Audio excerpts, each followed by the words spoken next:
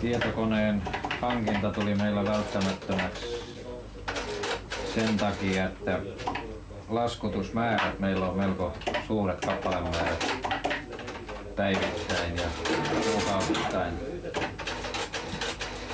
Vaikka ne on pieniä summia, mutta joudutaan paljon lähettämään laskuja. Toisekseen se tekee tietokone siistit laskut, pankkisiirrot.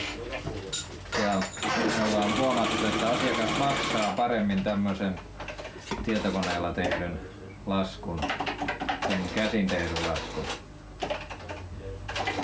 Ja myöskin sääntillisemmin eräpäivänä tulee suoritukset.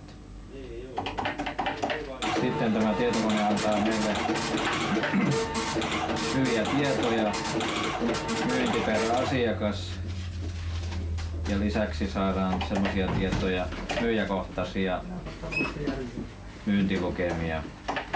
Esimerkiksi mitä on konemyyjä myynyt kuukaudessa, maatalousmyyjä. Ja sitten kauppiaan kannalta tärkeää myöskin tuo, että tiedetään miten tämä myynti jakautuu. Maatalouskoneet ja työkoneet, traktorit, puimarit.